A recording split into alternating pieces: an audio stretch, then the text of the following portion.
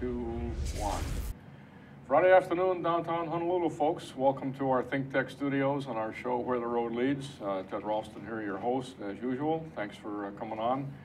Where the Road Leads, this week the road is leading to Makahiki. Makahiki is a Boy Scouts annual event that will take place this year in Aloha Park. And we have 3 significant practitioners in the art of Makahiki present. We'll talk about that in a minute. First of all, we want to talk a little bit about the history of Makahiki. We want to talk about what kind of events are be taking place that the Scouts will be interested and involved in, and also how the public can participate, observe, or just come by. Anyway, we have Tim Leong here from Aloha Council, and he is representing the Makahiki leadership team for this year. We have Greg Nakano, who was one of our frequent flyers on the show and deals in Pacific sustainability studies at UH, and former Marine and all kinds of other credentials that this man has. And is a great stimulator, a great network guy. If you want to get networked, get to know Greg, and then you're stuck. It's there. And we have with us Mark Ryan, newcomer to UH from school in California, and Eagle Scout, and heading into sustainability and future studies. It's a very good combination to think about in terms of what the Scouts are all about. And as we, who have gray hair, or no hair, as the case may be, start exiting stage left, be replaced by people who have a lot of hair. So this works out really well. So let me just ask Tim to tell us a little bit first about the Makahiki this year, what the specifics are, how people can become involved and such.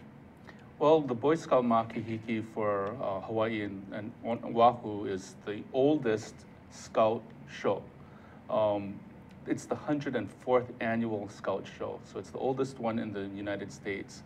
And it's going to be at Ala Moana Beach Park on Saturday, May 9, opening up at 9 a.m., going all the way to 3 p.m. And everyone is invited.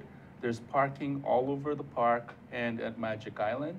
And I think that if you have a hard time parking, you might be able to park in the outlying areas and walk a little bit, get a little bit of sunshine.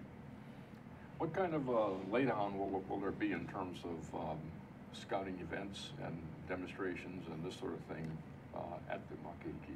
We'll have lots of entertainment ongoing throughout the day. We'll have community booths, much like what you're going to be having. We have Cub Scout, which is the younger Scouts, crafts and games, and a lot of military displays and demonstrations. We'll have a lot of food vendors, like Honolulu Burger Company, Panda Express, Jamba Juice, Aloha Pops, Kiawe Pizza. And the Cub Scouts are going to have their final Pinewood Derby race. That's those little cars. They're going to race for the championship for the state. And the Boy Scouts will be having, I'm chairman for the events this year for the games. We're doing 3 games, a fire making and pancake toss game, demonstrating fire making and cooking, first aid and transport, demonstrating first aid skills, and knot tying and sled pull, which is a race that's going to demonstrate Scout knots and execution. So the Scouts have been preparing for this all year, I suspect. These aren't something you just pick up and start doing, so you've had to train people. And well, these games are based on traditional Scout craft skills. So if the Scout is up on his Scout craft skills, these should be no problem, these games. You don't really have to practice for them. Really? Yes. That's pretty incredible. I remember as a kid, the Makahiki was held in Kailua at one time, right in the center of town, where there's a little triangle park there. And there was a lot of interesting rope climbing and rope transits and this sort of thing, which all had to be assembled. And I was too young at the time to be in the Scouts, but the kids did all the work themselves. Well, we still have units that actually do rope bridges and those sort of things, but right. We're limited to about 3 feet off the ground because of legal concerns. Okay, so things have changed since those days. Things have slightly changed. 10 feet high was perfectly okay. Back in the old days, my Troop 5, which is no longer here, used to construct 40-foot bamboo towers with lashing, with rope. That's it. And we would invite guests to climb all the way to the top, and they would jump into a fireman rescue net. But now the ring of lawyers surrounding that. Yeah, I don't think that goes far anymore. Not going to work very well, right? Cool. Well, exactly what part of the park is going to, on the Magic Island part of the park or the main part of the park? It's going to be the main area around McCoy Pavilion, and it's going to be very visible. If you come down Pi'ikoi, you'll see the whole thing. So the public can actually come in and interact with the Scouts and maybe even participate in some of the events? Yes, we're especially interested in young boys that may be interested in learning what Scouting is about and possibly joining. And the parents are also invited to go to any of the units, booths, and learn about what we do as Boy Scouts. Interesting. Now, Greg and I will be running a booth, and maybe one or two more people as well, bringing some unmanned air vehicles, UAVs, drones, unmanned air systems, whatever you want to call them. We can't fly them because of park rules at this point, but we're going to have them there as demonstrations and hope to generate a lot of interaction with Scouts who are interested in getting into STEM, as a science, technology, engineering, and math, or search and rescue, or sustainability for that matter, and how this kind of technology can assist them in moving forward. So let's talk a little bit about the future of the Scouts. Again, there's three old people and one really young person here at this table. How do you see, Mark, how do you see the Makahiki evolving, and how would we make it most relevant to the kids in Scouting today? Well, I think the drones approach is really cool to Scouting. Thank you. I need you. That's $5, folks. So he's our man. For Scouting and sustainability, because on one hand it represents these technologies and these things that we should really be thinking about for the future, how we're going to be interacting with the things that we create, and on the other, there's a lot of potential that we can use them for. I saw a story recently about these unmanned aerial vehicles, the drones that are possibly going to be used to plant trees, and so you can take the drones and fly them, and the idea is that you'll have a biodegradable projectile with a sapling in it, and the drone flies along and shoots these little projectiles into the ground, and the shell degrades and the tree grows. And they're theorizing that you can plant possibly 1 billion trees per year with these drones. I mean, rough estimate. That's a really great idea. And the cool part about that is you don't trample the terrain in getting in there to set the trees up in the first place. Mm-hmm. There's also an eradication system that is being used on Kauai, I believe, for invasive species and such. With drones? Yeah. Mm-hmm. No, it's in the particular stages, but the idea is very similar. It's a very pointed, very specific application of fungicide or something like that to either knock out the invasive bugs or herbicide if it's a tree or something like that. So you don't get broadcast and spreading this everywhere. You put it right where you need it. Mm-hmm. So we don't want to get into drones on this particular program, but it's interesting that you reacted that way. That makes me think about computers, and it makes me think about science, technology, engineering, and math, and other applications that are beyond the traditional Scouting experience, which is rope bridges and such. So mm-hmm. the Scouts are moving forward then in these directions. Mm-hmm. Have we ever thought, Greg, of bringing Scouts into CERT or Scouts into HARP or the other activities that sort of serve the community in this way of science, technology, engineering, and math, assisting us in resilience and sustainability? I think there's, absolutely. I mean, I think there's two ways that they get involved. First is through the disaster preparedness aspect of it, in that if a Scout is prepared, and that's the Scout motto, is be prepared, then they're going to be able to help their family, know how to survive when there is a disaster. And then the other part is more the long-term or slow onset disaster piece, which is kind of the sustainability piece that Mark was talking about, which is looking at a place like Hawaii, which imports 80% of its food and all of its supplies. How do you begin weaning yourself off that dependency?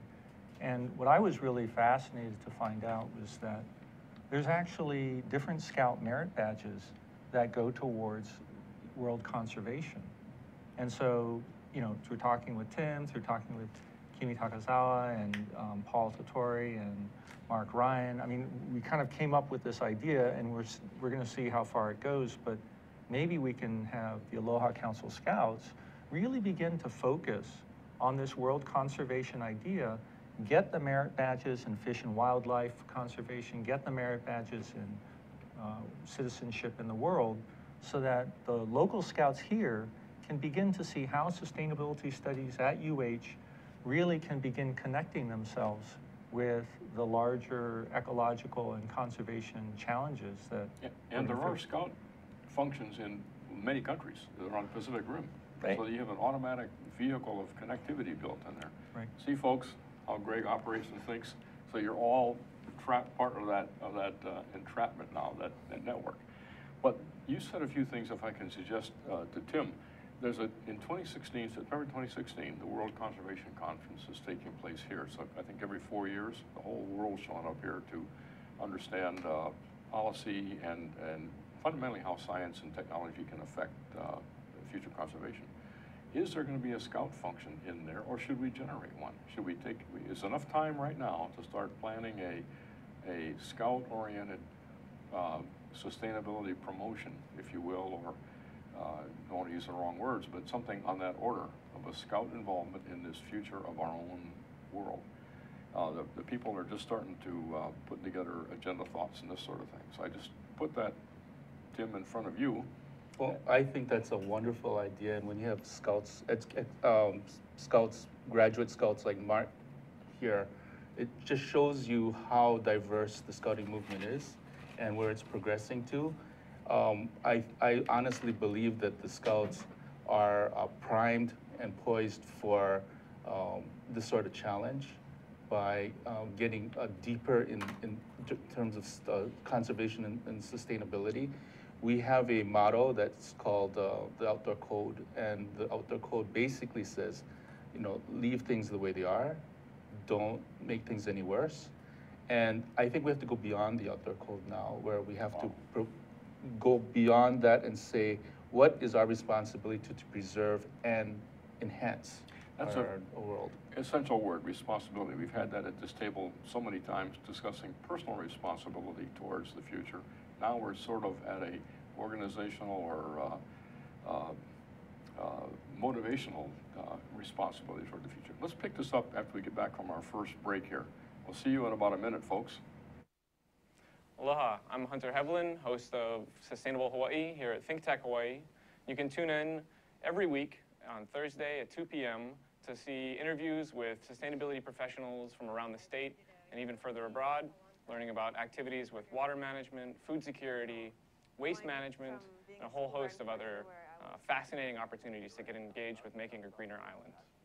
So if you're interested in making the transition from consuming individuals to communities of producers, check us out every Thursday.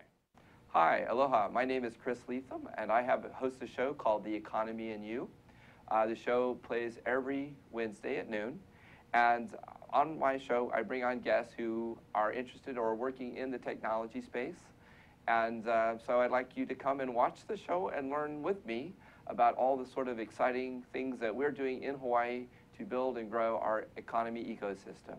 So I'd like to say aloha, and I look forward to seeing you on the show. Thank you. It's still Friday, folks, here downtown Honolulu, and we're still here where the road leads. And as we talked earlier in the first segment, the road this week leads to the Makahiki, the Boy Scout annual event, which will take place in Ala Moana Park. Tim, tell us a little bit Saturday, more May about 9th, 9 a.m. to 3 p.m. And it's going to be fun for everybody, parents, children, and all families. And the thing we were speaking of just before the break was that fun is certainly the first thing you see, but the responsibility isn't far below the surface.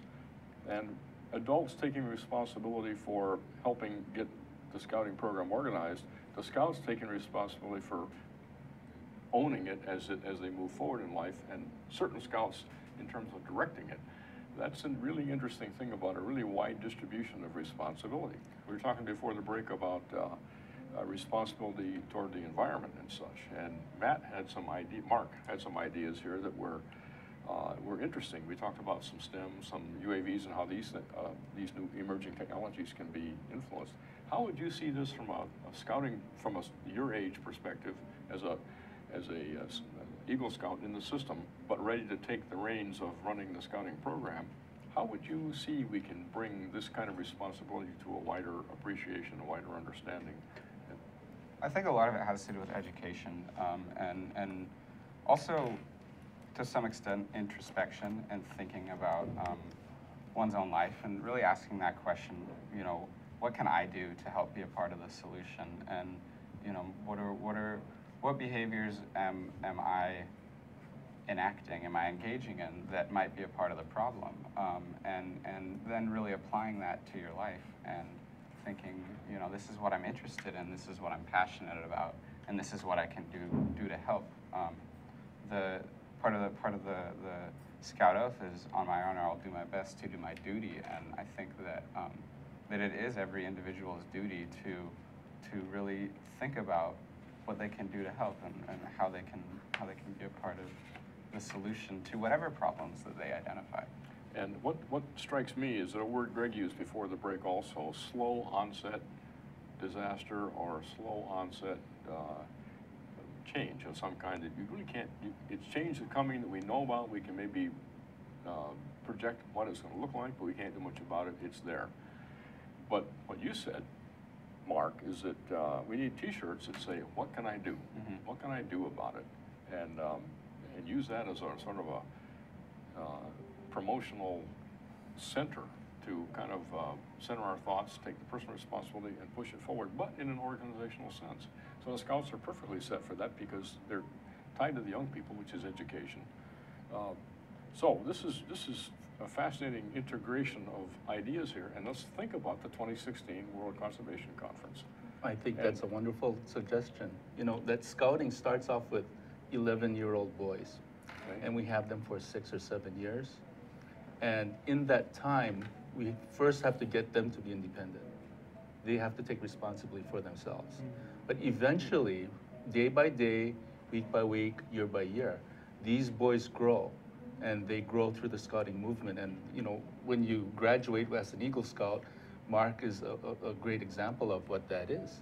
And all of the Scouts, in whether they get to the Eagle Scout rank or not, develop that sense of responsibility, first taking care of themselves so that they can take care of other people. That's kind of like on the airplane where it says, put your own mask on first and then take care of the people next to you, right? So Right. that's a really interesting comparison. As far as the Makahiki itself is concerned, where do we see the evidence, or where do we see the measure of the sense of responsibility? We have the rope bridges and things that are event-oriented. How is that translated into the larger ownership of the future? Well, first, the Scouts learn how to lead, and they lead each other's. We don't tell them what to do. We tell them when to show up, and we take them there, and we ask them to do, okay, now you're gonna do flagpoles, you're gonna do bridges, or you're gonna do something, and they do it, because they learned how to lead themselves. And this is a critical issue that young men need to learn, because without learning this early in life, it becomes more difficult the further down the path they go. And so, like Mark and the older Scouts who have gone through the program, generally in our troop, they come back and they help. So if you want to see the evidence of where this is leading, it's now taking this graduated Scout movement to its next level, like what Mark is studying. And I think a lot of our senior Scouts have done the same thing in their disciplines. So we follow them through college. That's great. So then they come back in, they help mentor the younger kids coming in, and slowly but surely the program will mature and change and redirect itself as the circumstances in the world change. Yes. I'm sure that Makahiki today is a lot different than when I was a kid. And this will be my first time in 60 years at Makahiki, so this will be quite something to see.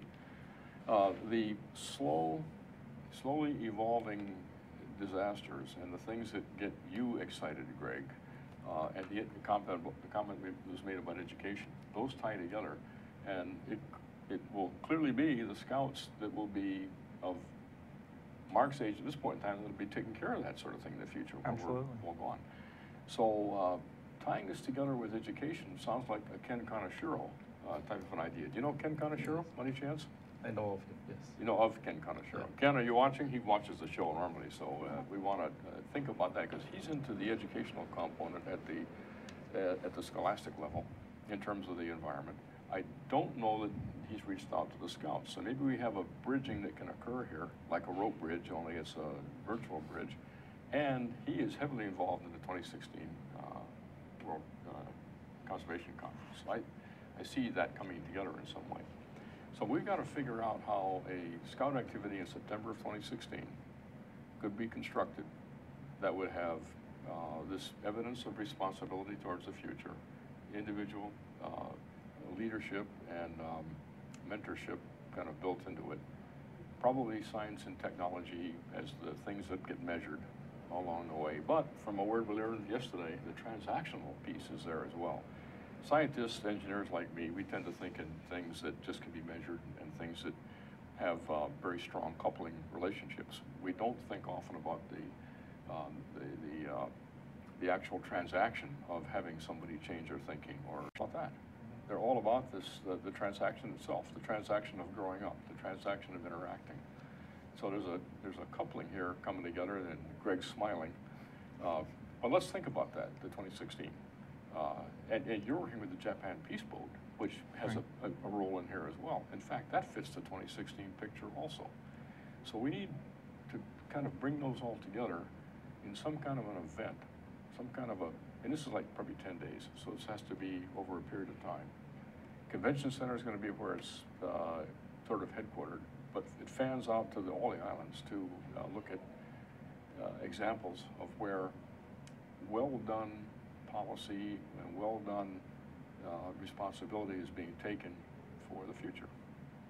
So I can't imagine the answer to that any more than putting the figures of merit out there, but I think we could do something, and that would be really interesting to have a scout function.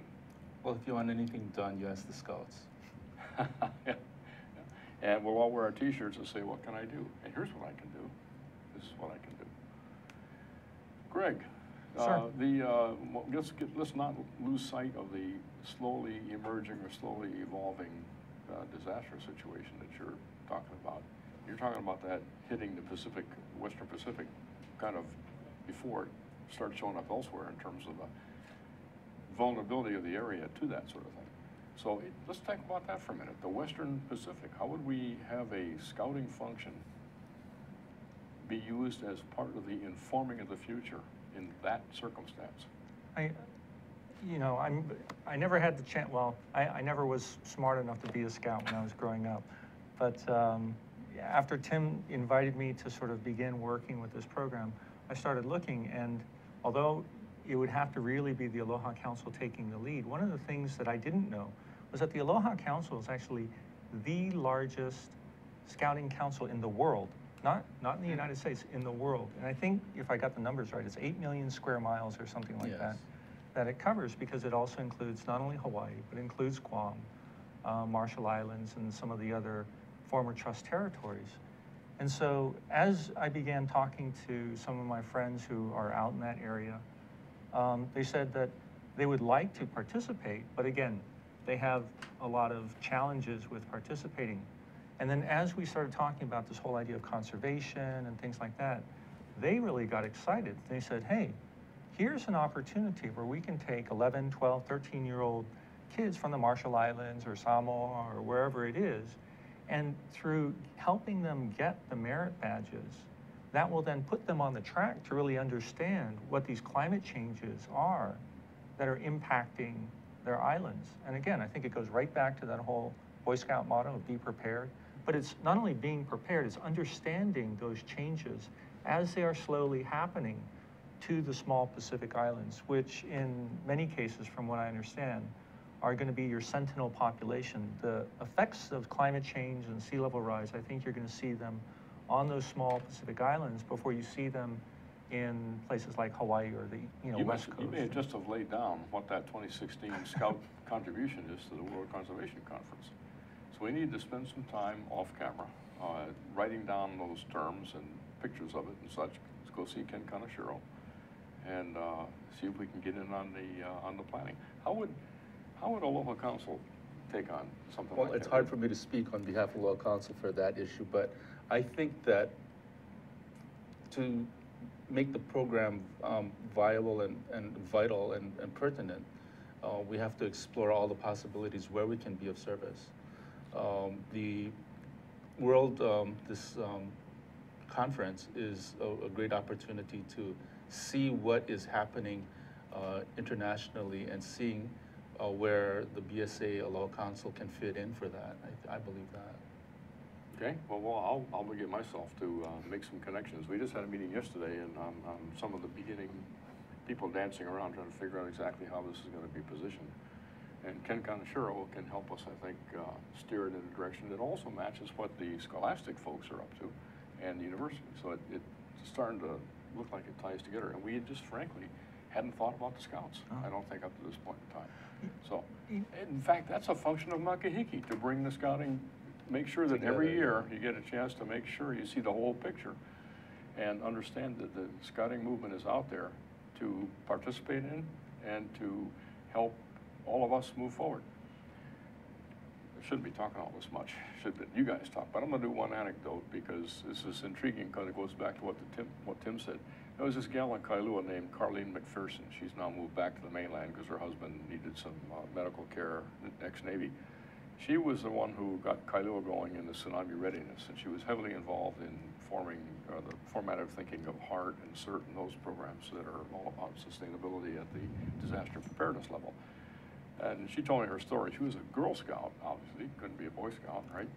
She was like 16 or something in Wisconsin. She had training in various forms of preparation and personal responsibility, exactly as you said.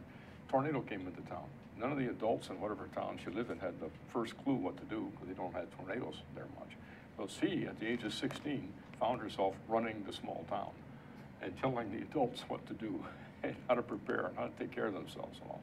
So that was a great example of that principle you spoke of that is the underlying that foundation of scouting coming to the front and being effective and enabling someone to actually show that responsibility and push it forward. So the biggest contribution as adult volunteers that we do is to just enable the boys in whatever activities they want to pursue. And we generally have a curriculum that's set up for us from, it's been 100 years and how to advance and normal things. But it's also our biggest reward is to see them grow up from little kids like herding cats all the way to Eagle Scouts and young adults and soon to be maybe fathers and coming back to the program. So it's a cycle. It's a complete cycle where we, after generation, we try to maintain a high level of participation and responsibility. In other words, a lot of people say, I was an Eagle Scout, this is wrong. You are an Eagle Scout, and every day you live, you earn the Eagle Scout Award. You never let it down. And that's kind of in a nutshell, what scouting is like, if you understand its correct concept. And I'm sure that Mark can expand on that as a young adult and former Boy Scout. Over to you. Oh yeah, I mean, I think the important thing to be thinking about here is leadership and how our youth these days are learning leadership. When we're talking about this slow-moving disaster, we could potentially be facing a situation where we see a lot of environmental refugees in the future, and what are we going to do about that? We're going to need some strong leaders to step forward. And I think the Boy Scouts, they've provided me personally with a very good understanding of what it means to be a leader and what one can achieve as a leader. You have a task on one hand, you have a group of people on the other, and being a good leader is really just mitigating that balance between getting the job done and keeping the group together. If you're too chummy, if you have too much fun with the group, you're not going to get the job done. But if you don't do enough of the job, or when you guys get what I'm trying to say. We get it. Right. Let's do this. Let's come back after the next commercial. Let's talk about how you yourself personally got involved in scouting, how you entered the system, and what was your expanding horizons as you move forward here up to the point of Eagle Scout. We'll do that when we come back from break in about 1 minute, folks.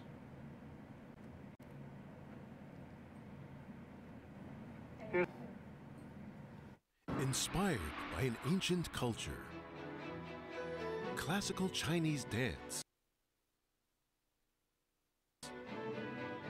vigorous physicality, timeless stories, 5,000 years of Chinese music and dance, Shen Yun presents authentic Chinese culture. Coming to Blaisdell Concert Hall, May 8th and 9th. Tickets at shenyun.com or call 808-792-3919. Here's the deal. I'm Jay Fidel. I'm the host of Hawaii, the State of Clean Energy, which is the Energy Policy Forum's program on Wednesday. That's how we call Wednesday Energy Wednesday. We call it Energy Wednesday every Wednesday. Are you surprised? Okay, and we try to get guys like Jim Alberts here from Hawaiian Electric who can tell us what's really going on in energy. We want to be informed. It's so important. It's the most important initiative in our state. Clean energy is major, okay? And that's why we cover it on this show. That's the deal. What do you think, Sharon? I think that's great. That's why we're here every Wednesday from 4 to 5, and we hope you all join us so we can hear people like Jim coming on our show and co-host Ray Starling from Hawaii Energy. Okay, Jim, you've been here today. You've seen this. You heard what she said. What do you think? I think it's a tremendous opportunity for people to come together and talk about the issues. Oftentimes there isn't a good forum to bring these key issues out into the public, and this is a tremendous way to go about it. And the activity of this show is essential to keep talking about energy because, as you said, it's such an essential part of our lives that we need to pay attention to it and we need to think about the future. Okay, Ray, your turn. Well, this is a special time in the history of Hawaii where we're making some pretty radical changes in the way we use energy and generate energy. And this show is the one place you can count on coming to every Wednesday and hearing something about the latest issues that are on the table, being discussed, that will affect us all going forward. So come join us, and if you have some ideas you want to share with us about energy, give us a call and let us know. We'll put you up here and let you talk for an hour. So come see us. Thanks, Ray. Thanks, Sharon. Thanks, Jim. It's great to be, from ThinkTech's point of view, it's great to have this show. We love the show. It's our most important show. So come around and listen to us 4 to 5 on Wednesday. Thanks a lot. Bye. Aloha. Aloha. Once again, folks, Friday afternoon, the final segment of our show, Where the Road Leads Today, and that road leads to the Makahiki, which is the 9th of May down in Aloha Park. We've had a lot of vibrant discussions here, even during the breaks. This show does that. It has more discussions during the breaks than on the show, and then they hang out in the hallway afterwards here and develop the plan for the next time. So that's how it works. And by the way, this show is your show. It's our show. As opportunities and ideas come up that deal with the very things we're talking about here in scouting and how scouting fits in the larger picture, let's come back periodically and bring some more people in and open the discussion up to a wider audience. What we were speaking of is, well, so many things we're speaking of. We're speaking of responsibility. We're speaking of becoming involved, the elders assisting but not directing, letting the kids learn and mature at the pace that they can mature. But a perfect example of that right here is Mark Ryan, who's with us. And we were talking before break about having you maybe tell us how you got involved in scouting since you've achieved the highest level of scouting that's there. How did you start, and how did you get into this and direct yourself in this direction? It was actually, it was instigated by my younger brother, Jay. So the local Boy Scout troop in where I grew up in Santa Cruz, California, came around to our school and they put flyers in the parent mailboxes. And my little brother got a hold of it and he said, hey, I want to do Cub Scouts.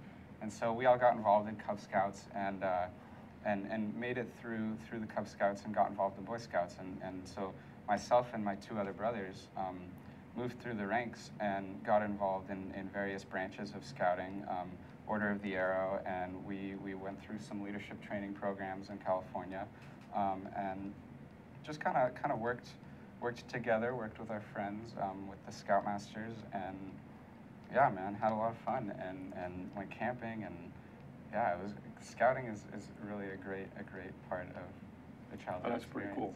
What would you say in terms of recommendations or guidance or advice to the people who are currently running the show? Running the scouting? The Scouts, yeah, the scouting program. In terms of what we should prepare for, how we want to bring more people in the way you were brought in, what does the future hold? I think one of the most important things to focus on in scouting is how do we make scouting cool for the younger kids. Because one of the problems that I had going through high school is, you know, unfortunately, the culture, the youth culture these days doesn't really smile upon people that are involved in Boy Scouts. You know, I caught a lot of trouble, or at least got a lot of teasing about it in high school. And coming out of high school, I met a lot of people that said, wow, you know, I wish I had been involved in that. I wish I had done that kind of thing. This is what Eagle does for you. You can put it on your resumes, like you can use it for so much stuff. And I heard a lot of that after it was too late. So I think what would be really important to think about is how do we market this to the younger kids so that it not only becomes acceptable, but it becomes a really cool thing to be doing, to be helpful. It becomes cool to be passionate. And you're not just checked out, you're not just playing video games, but you're going out and you're camping and you're tying knots and sailing and, you know, all the fun scouting activities that are essential to the experience. How do you think about that, Tim, from the council perspective here? Well, the council perspective is to maintain what we have and to improve toward the future. And one of the key ingredients for that is basically every boy learns how to believe in himself a little bit at a time. And in the scouting movement, we have ranks and we have advancement, but what happens as a matter of course is that a boy will get used to the fact that they can start believing in themselves and in turn believe in others. And I think that's one of the key elements in scouting that's cool. I mean, when you start learning how to believe in yourself, your potential becomes unlimited. And beyond the ropes and beyond the first aid and beyond all of that, those are the elements I think that need to be expanded in whichever way is interesting to young people. So that becomes personally relevant, and it becomes sort of self-motivational, doesn't it? Well, it's definitely self-motivational. And so how do you bottle that? Of course, Makahiki is a great way to expose people to that. So then the question becomes, how do we get people to come down to Makahiki? You watch on this show and you listen to what Tim says and you show up on the 9th. But, and you talked about that too. You talked about the promotion and the advocacy. And there is time competition, isn't there? Because there's soccer, there's school, there's surfing, there's everything else going on that you got to make judgments as a kid. Well, one of the things we do is we reinforce the fact that, you know, scouting is not a race. It's for your improvement and fun. And whether you become an Eagle Scout or whether you become an Eagle Scout before your brother doesn't really matter. It's what you do for yourself and where you're aiming yourself in your life. I think that's what's the most rewarding thing. There are many leaders that come back to our troop that have never become Eagle Scouts, some not even have ever been involved in Boy Scouts, and they become wonderful, wonderful adult leaders. And that's like second-tier scouting when they get to be adults and they go through the program. So it's not just rewarding for the 11-year-old, it's rewarding for everyone. And once again, Makahiki is a way for everybody to experience that, both people inside scouting, outside scouting, younger people under 11 who are maybe interested, and people who are never were scouts and are adults who want to come in and help. All that can come together once a year, at least once a year, and Makahiki is the place to see it. One last time, sir, tell us about how the public can participate in Makahiki this year. Well, if you go to, let's say, a supermarket or something, you might see some little Boy Scouts selling Makahiki tickets. Those things are really donations that you have a gift card where you can get discounts throughout the community. And there's no ticket to go to the Makahiki really, but you can show up and bring your children. I mean, boys and girls are welcome at any age. We have events for all ages, little ones, toddlers, everything. So it's gonna be on Saturday, May 9th at 9 a.m. to 3 p.m. And it's something I think that you'll be surprised if you show up what goes on, what you'll see.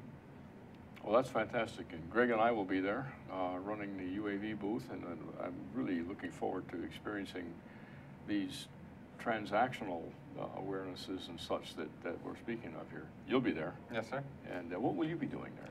I think I'm going to be hanging out with Greg and observing and All right, you'll be at our learning and- booth then. Yeah. Okay, you can be the director of traffic, bringing people in and such. I'd like to get to know Troop 33 a little bit because I live in Manoa. And, Oh, yeah, well, come and see us, we'll make you some cake. Yeah, man, yeah.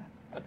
And then we always close with Greg and his fantastic visions of the future and how these things all tie together. I've never met anybody who can tie things together and extrapolate to points that you never thought had any commonality, and Greg pulls them together. So Greg, once again, how are we going to, let's think about how we're going to bring together the scouting interests and capabilities and needs and motivations into the world of the future slowly occurring disasters that are happening. No pressure, right? No pressure. No. One of the themes I think that was bouncing back and forth between what Tim was saying and what Mark was saying was cradle to cradle, next generation leadership development. Another T-shirt, right? Wow. And I think, you know, what Tim was saying was it's about paying forward. And as a leader, you go down to the next generation, you find those people with potential, or those people who don't even know that they have potential, and show them, hey, this is what you can do, and try it. And one of the things I recently read that really struck me was, I think it was Einstein actually, was talking about young people are great because they haven't sort of seen all the reasons why something can't be done. And older people are wise, but a lot of times they don't even try because they go, oh, it can't be done. Young people have that enthusiasm and that imagination. They're going to try things that, you know, maybe as you're older, you'd think, well, you know, it didn't work before. Well, maybe it can work now. And to go back to people like Mark, who are coming back into the system, re-energizing, putting their enthusiasm and ideas in it. One thing I was really fascinated to find out was, even here in Hawaii, I think Senator Manoa was about Mark's age, in his mid-20s, when he came back from World War II and started his path to be the island senator. And he obviously wasn't senator, you know, initially, because Hawaii wasn't even a state at the time. But it was that young leadership and energy and that self-confidence that started when he was in his 20s. That 50, 60 years down the road, he now is sitting at the most senior level of the Congress. So we could take that sort of a transitional or transactional path that occurred for Dan Inouye and think about that as a model that can be energized at the entry end at the Scouts and then participated in at different levels as scouting goes forward. Absolutely. And making it continually and progressively more representative and relevant to us as individuals. And I think, you know, slow onset disaster, climate change, things like this, the thing that I think many people maybe have not heard, and because there's supposedly this debate about whether it's happening or not, Admiral Locklear, who is the Pacific Command commander, actually said that climate change was one of his #1 national security threats. Let me interrupt. That's such a critical issue. Let's bring that back as an entire another program here. Okay. And we'll use the 2016 World Conservation Conference on the role of the Scouts in it as the place that ties us all together. Let me thank you, Tim Leong, for coming on very much, sir. Greg, you're always a pleasure to talk to, and you're always fearsome of giving in another assignment from him. And Mark, great to meet you, and thanks for your great insight to us about the past and where we're going in the future. And folks, at this point, we will bid you adieu and see you next Friday. Have a nice weekend.